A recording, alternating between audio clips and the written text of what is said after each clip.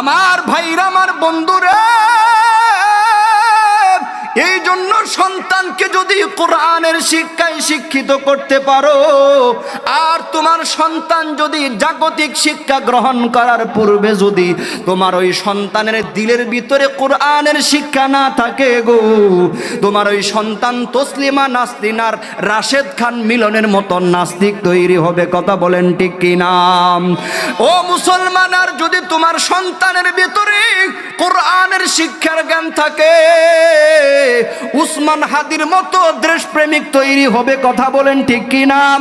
ও মুসলমান বন্ধুরে, উসমান হাদির দিলের ভিতরে আল্লাহর ভয় ছিল, তার দিলের ভিতরে কোরআনের শিক্ষা ছিল, দেশের প্রতি, জনগণের প্রতি, রাষ্ট্রের প্রতি তার এমন মায়া ছিল, দেশের জন্য তিনি হক কথা বলেছেন। কিন্তু এই কথা জালিমদের অন্তরে সহ্য হয় নাই, এই জন্য জালিমরা তাকে নির্মমভাবে দুনিয়া থেকে বিদায় করে দিয়েছে। মুসলমান ভাইরা রে, এই জন্য আসুন কোরআনের শিক্ষা মানুষকে কেমন পরিবর্তন করে দেয়, কোরআনের শিক্ষা মানুষের চরিত্রকে কেমন পরিবর্তন করে দেয়। ইসলামের ইতিহাস থেকে আপনাদের মাঝে ছোট্ট একটা ইতিহাস তুলে ধরতে চাই, যে কোরআনের শিক্ষা মানুষকে কেমন পরিবর্তন করে। এখানে যারা এসেছেন, হযরত উমর রাদিয়াল্লাহু তাআলা আনহুর নাম শুনেন নাই এমন কোন মানুষ নাই। এ মুসলমান ভাইরা রে আমার, কিতাবের মধ্যে লেখি হযরত উমর যেই দিন থেকে খেলাফতের আসন গ্রহণ করেছেন, হযরত উমর যেই দিন থেকে রাষ্ট্রের দায়িত্ব পেয়েছেন, অর্ধজাহানের বাদশা খলিফা হযরত উমর রাত্রিবেলা ঘুমাই না, মানুষের ধারে ধারে যাইয়া হযরত উমর মানুষের খোঁজ খবর নাই। কারণ হইল হযরত উমরের ভিতরে চিন্তা ছিল, আমার অবহেলার কারণে রাস্তার মধ্যে যদি একটা গর্ত থাকে গো, আর ওই গর্তের ভিতরে পড়ে যদি একটা বকরির বাচ্চাও মারা যায়, কিয়ামতের ময়দানে আল্লাহর কাঠগড়ায় আমাকে দাঁড়াতে হবে। এই জন্য হযরত উমর রাত্রিবেলা তিনি একদিনও ঘুমান না। আর আমাদের দেশে কি অবস্থা, 2-3টা গ্রাম মিলে একটা ইউনিয়ন, আর ওই ইউনিয়নের চেয়ারম্যান ভোটের আগে জনগণের পা পর্যন্ত ধরে গো, কিন্তু ভোটের পরে তাদেরকে আর হারকেন দিয়ে খুঁজে পাওয়া যায় না। কথা বলেন ঠিক কিনা? রাগ করতেছেন আপনারা? গরম বাতে বিলাই বাজার, উচিত কথায় মাওই বেজার, কইতে গেলে কি তিরাজার মনে লাগে ভয়, আমরা গরিব আমাগেরে দেখার মতো কেউ নাই। ঠিক কিনা বলেন?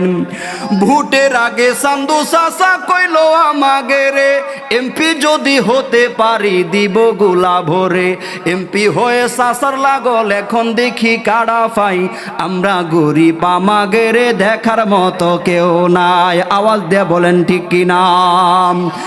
এ মুসলমান ভাইরা রে, হযরত উমর অর্ধজাহানের খলিফা রাত্রিবেলা একদিনও ঘুমায় না, কারণ হযরত উমরের মনে ছিল গো, আমার অবহেলার কারণে রাস্তার মধ্যে যদি একটা গর্ত থাকে, আর ওই গর্তের মধ্যে পড়ে যদি একটা বকরির বাচ্চাও মারা যায়, কিয়ামতের ময়দানে আল্লাহর দরবারে কিন্তু আমাকে হিসাব দিতে হবে, আল্লাহর কাঠগড়ায় কিন্তু আমাকে দাঁড়াতে হবে। এই জন্য হযরত উমর রাত্রিবেলা ঘুমাই না, রাতের অন্ধকারে এলাকায় ঘুরে ঘুরে মানুষের খোঁজ খবর নেয়। একদিন হঠাৎ করে হযরত উমর মরুভূমির পথ দিয়ে হাঁটতেছেন, হাঁটতে হাঁটতে হঠাৎ করে হযরত উমর নজর করে দেখলেন একটা মরুভূমির ভিতরে টিপ টিপ করে একটা তাঁবুর ভিতরে আগুন জ্বলে। হযরত উমর মরুভূমির মাঝখানে এই তাঁবু দেখার পরে হযরত উমর ওই তাঁবুর কাছে যখন গেলেন, যাবার পরে হযরত উমরের কানের ভিতরে একটা ছোট্ট বাচ্চার কান্নার আওয়াজ ভেসে আসতেছে, আর একজন মহিলা পাতিলের ভিতরে কি যেন নিয়ে পানি গরম করতেছে, পাতিলের ভিতরে কি যেন গরম করতেছে। সন্তানরা কান্দে, মহিলা ডাক দিয়ে কই বাবা আর কান্না করিও না, এই তো কিছুক্ষণের মধ্যেই তোমাদের জন্য খাবার তৈরি হয়ে যাবে। মা যখন সন্তানদেরকে এইভাবে সান্ত্বনা দেয় আর পাতিলের মধ্যে কি যেন গরম করেন, মহিলা হযরত উমর মহিলার কাছে যাইয়া ডাক দিয়া কই মা গো, এত গভীর রজনীতে তুমি তোমার সন্তানদেরকে কেন কাঁদাও? কি হয়েছে তুমি আমার কাছে খুলে বলো। মুসলমান ভাইরা রে,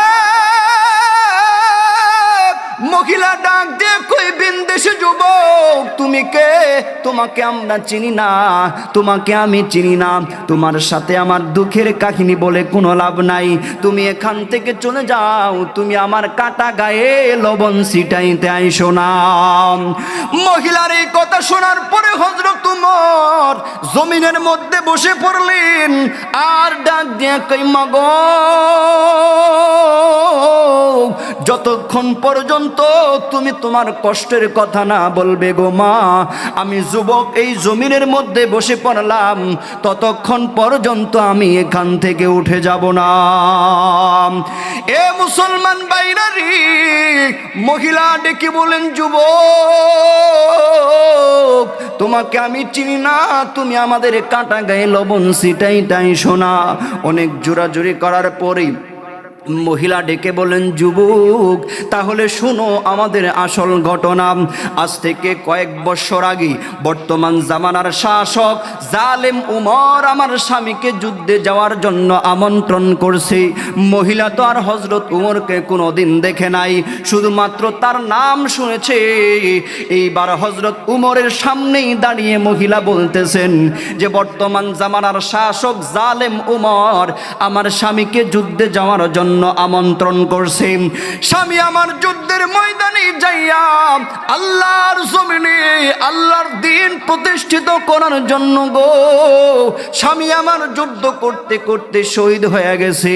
স্বামী যেই পরিমাণ খাবার রেখে গিয়েছিল ওই পরিমাণে খাবার শেষ হয়ে গেছে। আজকে কয়েকদিন হয়ে গেল আমার ঘরের ভিতরে কোনো খাবার নাই। কোনো দিন আমি আমার সন্তানদেরকে নিয়ে খানা খেয়েছি, আবার কোনো দিন না খেয়ে থেকেছি। এ যুবক, কিন্তু আজকে কয়েকদিন হয়ে গেল আমার ঘরের ভিতরে কোনো খাবার নাই। ও মুসলমান বন্ধুরে, মহিলা কান্না করে আর ডাক দেন কই যুবক রে, এই তো কিছুদিন আগে ঈদের দিন গেল, আমার বড় সন্তান আমাকে রেখে বলেন মা ঈদের দিন সবাই তো নতুন নতুন জামা পরে ঈদগাহে যাবে, আজকে যদি আমার বাবা দুনিয়ায় বেঁচে থাকতো আমাদের জন্য নতুন জামার ব্যবস্থা করতো। আমার সন্তান ডেকে বলেন মা আমার বাবা যদি বেঁচে থাকতো তাহলে আমাদের জন্য নতুন নতুন আইটেমের খাবারের ব্যবস্থা করতো। ও মা, আমাকে না হয় তুমি একটা নতুন জামার ব্যবস্থা নাই করে দিলে, মাগো আমার ছোট ভাইটাকে একটা নতুন জামার ব্যবস্থা করে দাও। মহিলা কান্দে আর ডাক দেয় যুবক আমি পারি নাই, আমার সন্তানকে একটা নতুন জামার ব্যবস্থা করে দিতে পারি নাই। মুসলমান ভাইরা রে, মহিলা ডেকে বলেন যুবক আজকে কয়েকদিন হয়ে গেল গো, আমার ঘরের ভিতরে কোনো খাবার নাই, আমি আমার সন্তানদের মুখে খাবার দিতে পারতেছি না। আমার ঘরের ভিতরে যা ছিল এগুলো বিক্রি করে এতদিন আমরা চলেছি।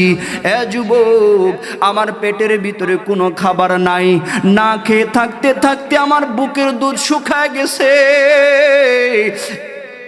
এই যে আমার দুধের বাচ্চাটাকে পর্যন্ত আমি খাবার দিতে পারতেছি না, এই জন্য আমার সন্তানরা ক্ষুধার যন্ত্রণা সহ্য না করতে পেরে হাউমাউ করে কান্না করে।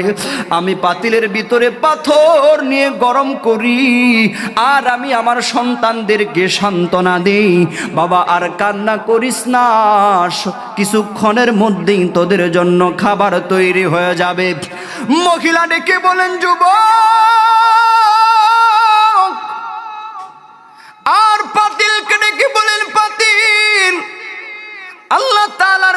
কুদরতি ভাবে যদি তোর ভিতরে খাবার তৈরি না হয়, আমি কিন্তু আমার সন্তানদেরকে বাঁচাইতে পারবো না। আমার সন্তান আমাকে ডেকে বলেন, মা গো, তুমি যদি আমাদের খাবারের ব্যবস্থা না করো, আমরাও কিন্তু বাবার মতো তোমাকে ফাঁকি দিয়ে অন্ধকার কবরে চলে যাব। মুসলমান বন্ধুরে আমার, এই কথা শোনার পরে হযরত উমরও কান্না করে আল্লাহর কাছে ডেকে বলেন, মালিক, তোমার দরবারে শুকরিয়া জানাই গো, তুমি যদি তোমার কুদরতি ভাবে আমাকে যদি শহীদের বাড়ি পর্যন্ত পৌঁছায় না দিতাম, আমার অবহেলার কারণে যদি শহীদের সন্তানগুলো যদি মারা যাইত, কিয়ামতের ময়দানে তোমার কাঠগড়ায় কিন্তু আমি দাঁড়ায় যাইতাম।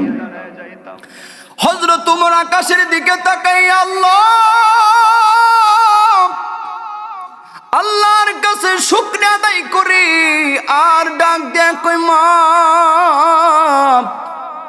তোমাকে যদি আমি একটু খাবারের ব্যবস্থা করে দেই, তুমি কি আমার খাবার গ্রহণ করবে নাকি? মহিলা ডেকে বলেন, যুবক, এটা তো আমাদের ভাগ্যের ব্যাপার। হযরত ওমর দৌড়ায় গেলেন বাইতুল মালে যাইয়া দেখে খাদেম ঘুমায়। খাদেমকে ঘুম থেকে ও হযরত ওমর ডাইকা উঠাইয়া ডেকে বলেন, আরে গোলাম, জলদি করে একটা আটার বস্তা আমার কাঁধের ভিতরে উঠায়া দে।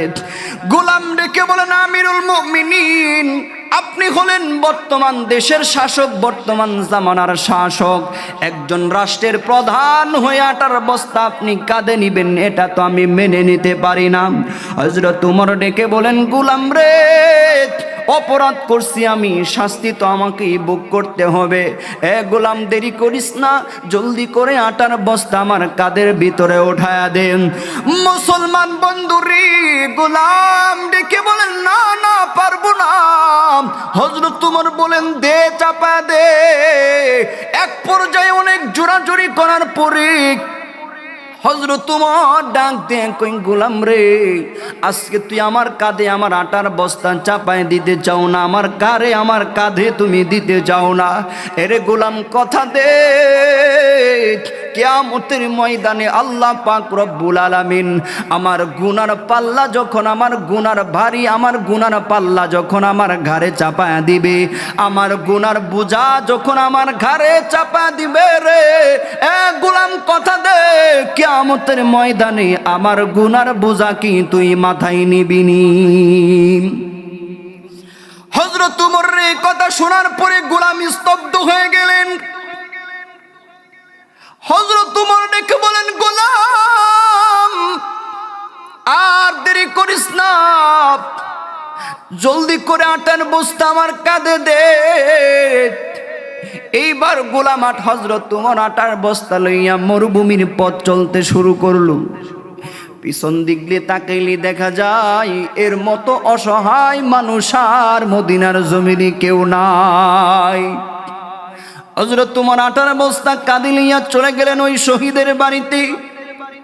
শহীদের বাড়িতে যাইয়া ডাক দিয়ে কই, মা গো, এই যে নাওয়াটা তুমি খামির তৈরি করো, ও মা, রুটি বাজার কাজটা তুমি করো, রুটি বানানোর কাজটা আমি করে দেই। হযরত ওমর নিজের হাতে রুটি বানাইয়া শহীদের সন্তানদেরকে কুলে বসাইয়া হযরত ওমর রুটি ছিঁড়ে ছিঁড়ে ওই শহীদের এতিম সন্তানদের মুখের ভিতরে যখন রুটিগুলো তুইলা দেয়, আর হযরত ওমর কান্দে আর ডাক দিয়ে কয়, আল্লাহ,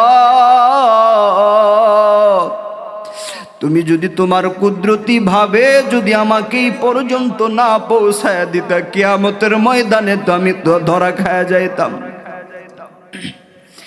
হযরত ওমর শহীদের সন্তানদেরকে খানা খাওয়াইয়া ওমর যখন চলে আসবে, আসার সময় শহীদের বিবি ডাক দেন, কই, যুবক, তুমি তো চলে যাইবা, যাইতেছো, তবে যাওয়ার আগে আমার দুইটা কথা শুনে নাও। কি কথা মা? এক নাম্বার কথা হইল, আমাকে যদি কেউ জিজ্ঞেস করে যে বর্তমান জামানার শাসক হওয়ার যোগ্যতা কে রাখে, আমি তোমার মতো যুবককে দেখাই দিব। দ্বিতীয় নাম্বার কথা হইল, তোমাকে সাক্ষী রেখে আমি বলে দিলাম, এই জালেম উমরের কারণে আমার সন্তানের চোখ দিয়ে যেই পরিমাণে পানি বের হয়েছে, আমার সন্তান যেই পরিমাণে কষ্ট করেছে, কিয়ামতের ময়দানে তোমাকে সাক্ষী রেখে আমি বললাম, কিয়ামতের ময়দানে এই জালেম উমরের বিরুদ্ধে আল্লাহর কাছে আমি বিচার দাঁড় করব। হযরত উমর চলে আসলেন। রাতের বেলা উমর ঘুমায় না, বিছানার মধ্যে শুয়ে হযরত উমর শুধু ছটফট করে হযরত উমরের চোখে ঘুম নাই। এইবার পরের দিন সকালবেলা হযরত উমর একজন লোককে ডেকে বলেন, যাও, চলে যাও অমুক মরুভূমির ভিতরে, অমুক শহীদের স্ত্রী তার সন্তানদেরকে আমার দরবারে নিয়ে আসো।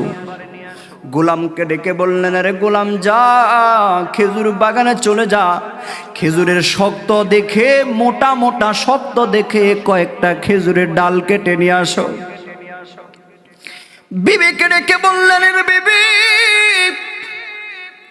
আজকে উমরের ফ্যামিলিতে এত উন্নত মানের খাবারের ব্যবস্থা করবি রে, যা বাকি জিন্দেগিতে কোনোদিন এত উন্নত মানের খাবারের ব্যবস্থা আমি উমরের সংসারের মধ্যে করা হয় নাই, আজকে এত উন্নত মানের খাবারের ব্যবস্থা করবি। গোলাম যখন চলে গেলেন শহীদের স্ত্রীদেরকে নিয়ে আসার জন্য, যাওয়ার পরে শহীদের স্ত্রী চিন্তা করলো, রাতের বেলা ভিনদেশী কোন যুবক আইসা আমাদেরকে এত উপকার করলো, যুবককে তো না চিনেই উমরের চরিত্র নিয়ে কত কথা বলেছে। মহিলা তো হযরত উমরের রাগ সম্পর্কে জানে, কারণ তার বিরুদ্ধে যদি কেউ কথা বলে হযরত উমর তার বডি থেকে কাল্লাটা আলাদা করে দেয়। মহিলার দিলের ভিতরে ভয় কাজ করে। সন্তানদেরকে সাথে লইয়া মহিলা যখন হযরত উমরের দরবারে হাজির হয়েছে, মহিলা চিন্তা করতেছেন, উমর তো আমাদেরকে মেরেই ফেলবে, তবে মরার আগে উমরকে তো কোনোদিন দেখি নাই, মরার আগে উমরের চেহারাটা একবার দেখে নেই। মহিলা যখন তার ঘুমটাটা সরাইয়া হালকা বাঁকা নজরে যখন সামনে তাকাইছে, নজর কোনা দেখে গো, ওই সিংহাসনের ভিতরে যেই যুবক বসে আছে, রাত্রি বেলায় তো ওই যুবক আমাদেরকে সহযোগিতা করেছে। মহিলা হযরত উমরের দরবারে হাজির। এইবার হযরত উমর ডাক দিয়ে কই, মা গো।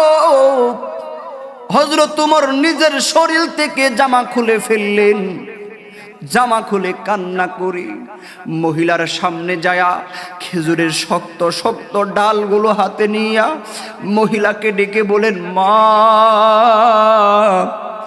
তুমি তো আমাকে সাক্ষী রেখে বলেছ কিয়ামতের ময়দানে আমি জালেম উমরের বিরুদ্ধে আল্লাহর কাছে বিচার দায়ের করবে। মাগো, এই যে নাও খেজুরের শক্ত শক্ত ডালগুলো আমি তোমার হাতে তুলে দিলাম। মাগো, ওই শক্ত ডালগুলো দিয়ে তুমি আমার শরীর থেকে রক্ত বের করে দাও। ও মা, আমার কারণে তোমার সন্তানের চোখ দিয়ে যে পরিমাণে পানি বের হয়েছে, ওই পরিমাণে রক্ত তুমি আমার শরীর থেকে বের করে দাও মাগো। এরপরও কিয়ামতের ময়দানে আমি উমরের বিরুদ্ধে আল্লাহর কাছে বিচার দায়ের কইরো না। মা, দুনিয়ার শাস্তি আমি সহ্য করতে পারবো, কিন্তু মাগো, জাহান্নামীর আগুনের শাস্তি আমি সহ্য করতে পারবো না। মহিলা কান্দে আর ডাক দিয়ে কয়, আপনি আমাকে মাফ করে দেন, আমি বুঝতে পারি নাই, না বুঝে আপনার বিরুদ্ধে এমন কথা বলেছি। হযরত উমর বলেন, না না, আপনি আমাকে মাফ করে দেন। এ মুসলমান ভাইরা রে আমার, এই ঘটনার মাধ্যমে আমি আপনাদেরকে এটাই বুঝাইতে চাচ্ছিলাম, হযরত উমরের চরিত্র তো এমন ছিল না।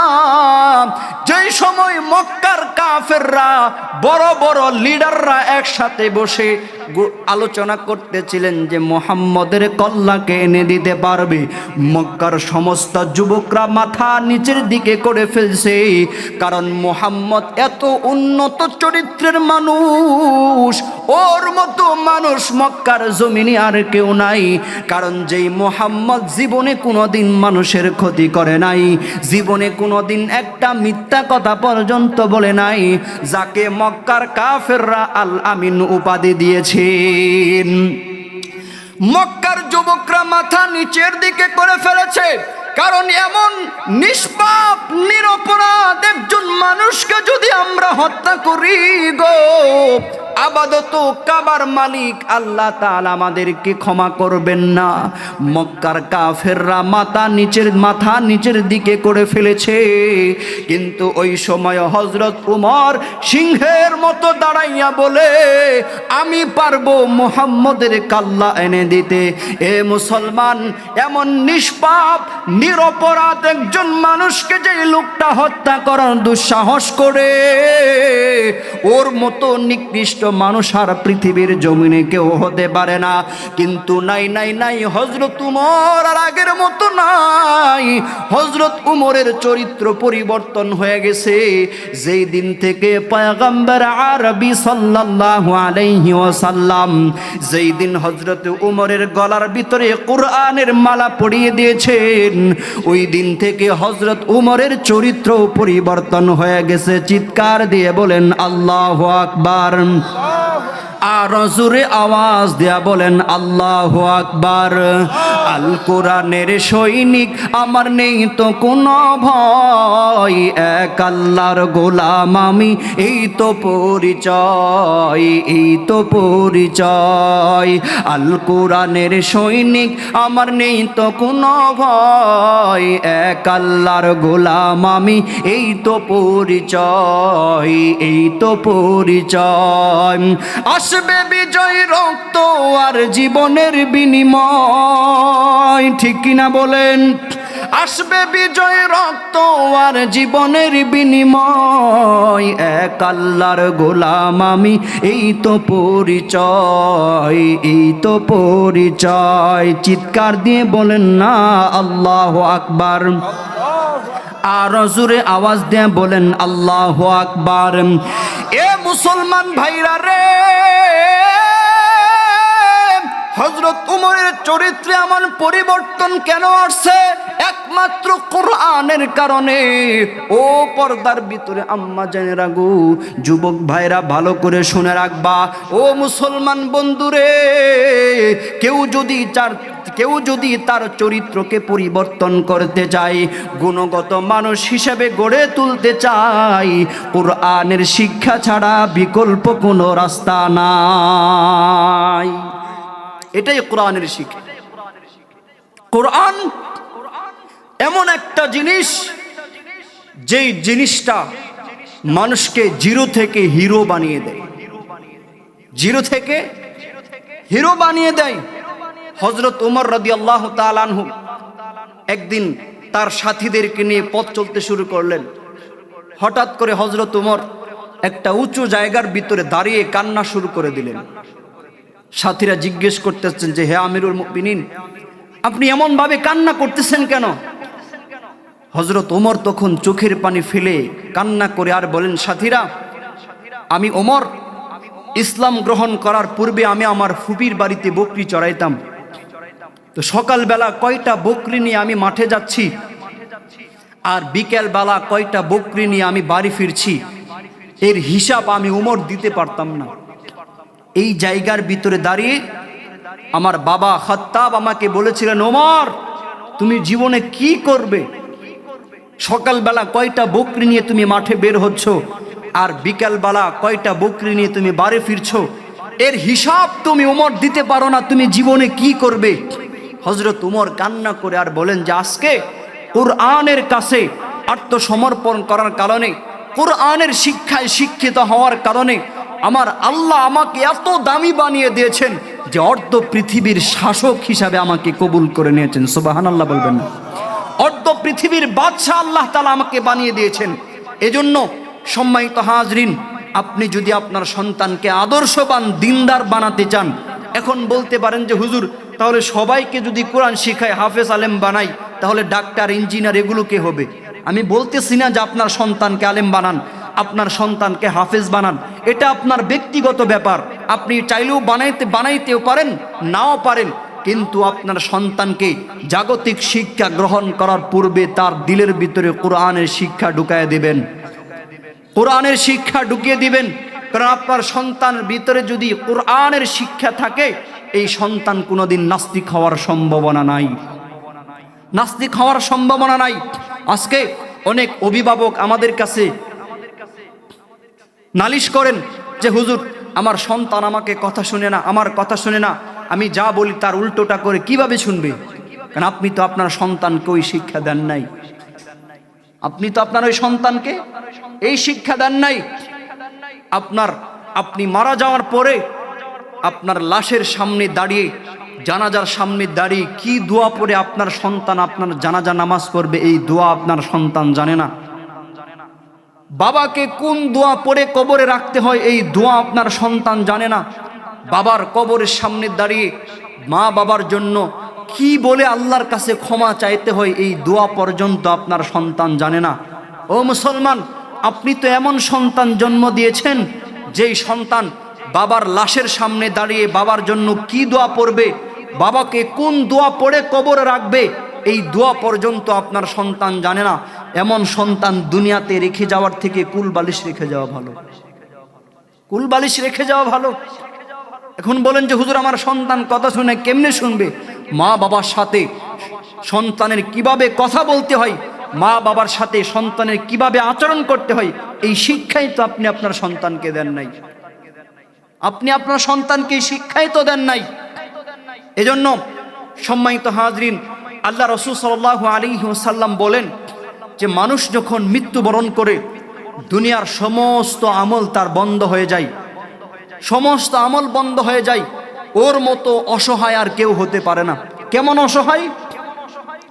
আল্লাহ রাসূল সাল্লাল্লাহু আলাইহি ওয়াসাল্লাম উদাহরণ দিয়ে বলেন যে বিশাল এক সমুদ্রের মাঝখানে একজন মানুষ ছোট্ট একটা ডিঙ্গি নৌকা নিয়ে সমুদ্রের মাঝখানে চলে গেছে। তো হঠাৎ করে সমুদ্রের মাঝখান থেকে বিশাল তুফান শুরু হয়েছে। তো ওই লোকটা ওই সমুদ্রের মাঝখানে কি পরিমাণে মুসিবতের মধ্যে আছে, আল্লাহ রাসূল সাল্লাল্লাহু আলাইহি ওয়াসাল্লাম বলেন যে এর থেকে যেই লোকটা মাত্র 3.5 হাত মাটির নিচে ঘুমায়, ওর মতো অসহায় আর কেউ হতে পারে না। ও মুসলমান, আপনি মৃত্যুবরণ করার পরে সমস্ত আমল বন্ধ হয়ে যায়, কিন্তু দুনিয়াতে যদি একটা নেক সন্তান রেখে যেতে পারেন, একটা কোরআনওয়ালা সন্তান যদি রেখে যেতে পারেন, আমি মনে করি যে ওর মতো সৌভাগ্যবান ব্যক্তি আর পৃথিবীতে কেউ হতে পারে না, কেউ হতে পারে না। আল্লামা জাকারিয়া রহমাতুল্লাহি আলাইহি উনি একটা ঘটনা বর্ণনা করেছেন যে কোরআনের শিক্ষা একজন দিনদার নেককার সন্তান দুনিয়াতে রেখে গেলে কত ফায়দা, কি লাভ, এই বিষয়টাকে বোঝানোর জন্য উনি একটা ঘটনা বর্ণনা করেছেন। আল্লামা জাকারিয়া রহমাতুল্লাহি আলাইহি বলেন, একজন আল্লাহর ওলি রাস্তা দিয়ে হাইটা যায়, হঠাৎ করে রাস্তার পাশে কিছু কবরস্থান দেখলেন। এই কবরস্থান দেখার পরে আল্লাহর ওলির দিলের ভিতরে বড় মায়া লাগা গেল। আল্লামা জাকারিয়া রহমাতুল্লাহি আলাইহি লিখেন, আল্লাহর ওলি ওই কবরস্থানের সামনে দাঁড়াইয়া লম্বা সময় পর্যন্ত কোরআন তেলাওয়াত করলেন। কোরআন তেলাওয়াত করার পরে সূরা ইয়াসিন তেলাওয়াত করলেন। সূরা ইয়াসিন তেলাওয়াত করার পর ওই সোয়াবগুলো ওখানে দাঁড়িয়ে কবরস্থানের সামনে দোয়া করলেন, আর ওই কোরআন তেলাওয়াতের সোয়াবগুলো তাদের কবরে পৌঁছে দিলেন। মুসলমান ভাইরা রে, আল্লাহর ওলি ওখান থেকে আসার পরে রাত্রিবেলা ঘুমাইছে। ঘুমের ঘরে আমার আল্লাহ স্বপ্নে দেখাইতেছেন, এ মুসলমান বন্ধুরে আমার, দুনিয়াতে আমাদের কাছের বন্ধু যারা, আমরা অনেক সময় আমাদের পার্সোনাল বিষয়গুলো আমি আমার মার কাছে শেয়ার করি না, আমার সন্তানের কাছে শেয়ার করি না, আমার স্ত্রীর কাছে শেয়ার করি না, কিন্তু আমার এমন কোনো বিষয় নাই যে আমার বন্ধু জানে না।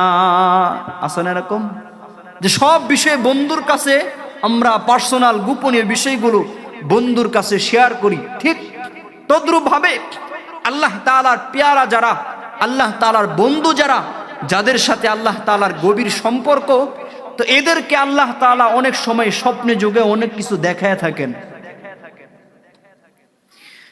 আল্লাহর ওলি ওখান থেকে আসার পরে যখন ঘুমাইছে, ঘুমের মধ্যে আমার আল্লাহ স্বপ্নে দেখাইতেছে একজন ফেরেশতা বস্তা ভর্তি নেকি লইয়া ওই কবরস্থানের সামনে হাজির হয়ে গেছে। রিলিফের মাল আসলে যেমন সমস্ত মানুষগুলো মাল নেওয়ার জন্য যেমন পানাপাই শুরু করে দেয়, কে কার আগে নিবে সবার আগে নেওয়ার জন্য পানাপানি শুরু করে দেয়।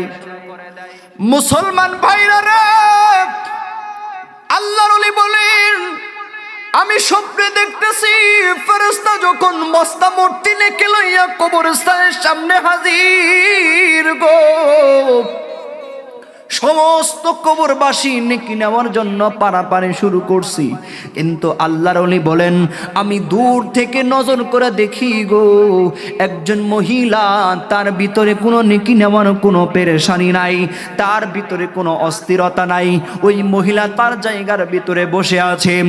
আল্লাহর ওলি হাঁটি হাঁটি পা পা করে যাইয়া মহিলার কাছে ডেকে বলেন, মা গো, সবাই তো নেকি নেওয়ার জন্য পানাপানি করে, কিন্তু তোমার ভিতরে কোনো অস্থিরতা নাই, তোমার ভিতরে কোনো পেরেশানি নাই, ব্যাপারটা তো আমার বুঝে আসলো না।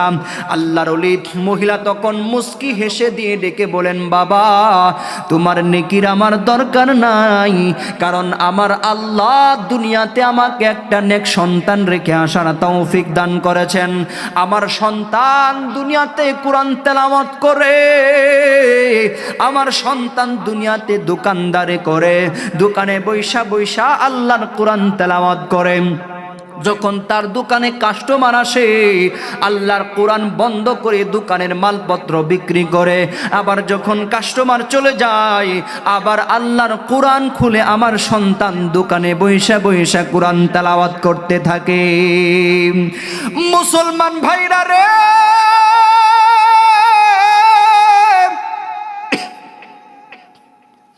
মহিলা ডেকে বলেন, ওগো হুজুর, আপনার নেকির আমার দরকার নাই, কারণ হইল আমার সন্তান আমার জন্য কোরআন তেলাওয়াত করে কবরে সওয়াব পাঠায়, আর ওই সওয়াব কোরআন তেলাওয়াতের সওয়াব আমি মা কবরে শুয়ে শুয়ে পাইতে থাকি। মুসলমান বন্ধুরে আমার, আল্লাহর ওলি মহিলাকে ডেকে বলেন, মা, তোমার সন্তানের নাম কি? মহিলা ডেকে বলেন, আমার সন্তানের নাম হলো আব্দুল মালিক, আমার সন্তানের নাম হলো আব্দুল মালিক, আমার সন্তান অমুক বাজারে দোকানদারি করে। এ মুসলমান, আল্লাহর ওলি স্বপ্নে দেওয়া ওই মহিলার ঠিকানা অনুযায়ী পরের দিন সকালবেলা ঘুম ভাঙার পরে আল্লাহর ওলি পরের দিন চলে গেলেন ওই বাজারে। বাজারে যাই এলাকার লোকদেরকে ডেকে বলেন, এই বাজারে আব্দুল মালিক নামের কি কোনো দোকানদার আছে নাকি? এলাকার লোকেরা বলেন, ওই যে বাজারের পশ্চিম কোণায় যাইয়া দেখো, ওই জায়গায় আব্দুল মালিক নামের একজন দোকানদার আছে, দোকানে বৈশা বৈশা কোরআন তেলাওয়াত করে। এ মুসলমান, আল্লাহর ওলি ওই ঠিকানা অনুযায়ী বাজারের পশ্চিম কোণায় চলে গেলেন। চলে যাওয়ার পরে দূর থেকে নজর করে দেখতেছে সন্তান দোকানে বৈশা বৈশা কোরআন তেলাওয়াত করেন। এই দৃশ্য দেখার পরে আল্লাহর ওলি সন্তানকে বললেন, বাবা বেশি বেশি করে কোরআন তেলাওয়াত করো গো, মা বাবা কবরে শুয়ে শুয়ে শান্তি পাবে। এই কথা বলে আল্লাহর ওলি যখন চলে আসলেন, অনেক দিন পর ওই রাস্তা দিয়ে আল্লাহর ওলির আবারও যাবার প্রয়োজন পড়ল। প্রথম দিনের মতো দ্বিতীয় দিন আল্লাহর ওলি ওই কবরের সামনে দাঁড়াইয়া প্রথম দিন যেইভাবে তেলাওয়াত করেছিল, দ্বিতীয় দিনও ওইভাবে তেলাওয়াত করে দোয়া করে যখন চলে আসলেন, কাজ শেষ হওয়ার পরে আমার আল্লাহ ওই আল্লাহর ওলিকে স্বপ্নে যুগে আবারও দেখাইছেন। একজন ফেরেশতা বস্তাবর্তী নেকি লইয়া কবরস্থানের সামনে হাজির হয়ে গেছি, কিন্তু প্রথম দিন যেই মহিলা বলেছিল তোমার নেকির আমার দরকার নাই, দ্বিতীয় দিন নজর করে দেখে ওই মহিলা সবার আগে আগে নেকি নেওয়ার জন্য পারাপারি করতেছে। আল্লাহর ওলি মহিলার কাছে যাইয়া ডেকে বলেন, মা প্রথম দিন তুমি বললে যে তোমার নেকির দরকার নাই, ও মা আজকে সবার আগে আগে নেকি নেওয়ার জন্য পারাপারি করো। মহিলা তখন চোখের পানি ফেলে কান্না করে আর ডাক দিয়ে বলেন, আল্লাহর ওলি গো, আজকে কয়েকদিন হয়ে গেল আমার সন্তান দুনিয়া থেকে বিদায় হয়ে গেছে, আমার সন্তান দুনিয়ায় নাই, এই জন্য দুনিয়া থেকে নেকি আসা আমার বন্ধ হয়ে গেছে। আমার জন্য দুনিয়াতে কেউ নেক আমল করে না, আর আমি মা কবরে শুয়ে শুয়ে আমার সন্তানের নেক আমলের সওয়াব আমি পাই না, এই জন্য আজকে তোমার নেকি নেওয়ার জন্য আমি পারাপারি করতেছি। মুসলমান ভাইরা রে, আল্লামা জাকারিয়া রহমাতুল্লাহি আলাইহি বলেন, ও পৃথিবীর মানুষ, একটা নেক সন্তান যদি তুমি দুনিয়াতে রেখে যেতে পারো গো, তোমার সন্তান দুনিয়াতে নেক আমল করবে, আর ওই নেক আমলের সওয়াব তুমি মা বাবা কবরে শুয়ে শুয়ে পাইতে থাকবে। এইখানে তোমরা যারা আছো, অনেকের মা দুনিয়া থেকে চলে গেছে, অনেকের বাবা দুনিয়া থেকে চলে গেছে, কার জানি মা কবর থেকে চিৎকার করে করে কান্না করে আর ডাক দিয়ে কই কলিজার টুকরা সন্তান রে, আমি মায়ের কবরের ভিতরে দাও দাও করে জাহান্নামের আগুন জ্বলে। কার জানি বাবা কবর থেকে চিৎকার করে করে কান্না করে আর ডাক দেয়া কই সন্তান, আমার রেখে যাওয়া বাড়িতে তুমি বসবাস করো, আমার কষ্টের কামানো ঘাম জড়ানো কষ্টের টাকা দিয়ে বাড়ি তৈরি করেছি, সন্তান রে সেই বাড়িতে তুমি বসবাস করো, আমার কষ্টের টাকা দিয়ে আমি জমি কিনেছি, ওই জমি দিয়ে তুমি বসবাস জমিতে ফসল চাষ করো, আমার জমানো টাকা দিয়ে তুমি দুনিয়াতে চলতেছো, আর আমি মায়ের কবর বাবার কবরের ভিতরে দাও দাও করে জাহান্নামের আগুন জ্বলে, আর আমি বাবার কবরের ভিতরে দাও দাও করে জাহান্নামের আগুন জ্বলে। সন্তান রে আমি মার একটু খবর নিলি না। মুসলমান ভাইরা রে, তোমার মা তোমাকে লালন করতে যাইয়া কি পরিমাণে কষ্ট করেছে তুমি জানো নি? কনকনা শীতের মধ্যে তোমার জন্ম, আকাশে 3 দিন 4 দিন 7 দিন পর্যন্ত আকাশে কোনো রৌদ্র নাই। এইবার মা চুলার মধ্যে আগুন লাগাইয়া ওই চুলার আগুনের তাপে তাপে তোমার প্রস্রাবের কাপড়গুলো শুকাইয়া মা জমা করে রাখছে। রাত্র যখন গভীর আধা ঘন্টা পর পর মায়ের ঘুম ভেঙে যায়, আধা ঘন্টা পর পর মা তোমার প্রস্রাবের কাপড় পরিবর্তন করে, ফজরের 1 ঘন্টা পূর্বে মা সমস্ত প্রস্রাবের কাপড়গুলো তুমি প্রস্রাব করে ভিজিয়ে ফেলেছ। এইবার মা নিজের পরনের কাপড় খুইলাম, অর্ধেক কাপড় মা নিজের শরীরের মধ্যে পেঁচায় দেয়, আর অর্ধেক কাপড় মা সন্তানের শরীরের মধ্যে পেঁচায় দেয়। কিছুক্ষণ পর যখন আবার তুমি প্রস্রাব করে দাও, এইবার মা নিজের পরনের শুকনো অংশটুকু সন্তানের শরীরের মধ্যে পেঁচাইয়া মায়ের পরনের সন্তানের ভিজা অংশটুকু মা শরীরের মধ্যে পেঁচায় দেয়। এ যুবক ভাইরা রে, কিছুক্ষণ পরে যখন তুমি আবার প্রস্রাব করে দাও, এইবার তোমার মা নিজের বুকের মধ্যে লইয়া সন্তানকে নিজের বুকের গরম দিয়ে সন্তানকে ঠান্ডা থেকে রক্ষা করে।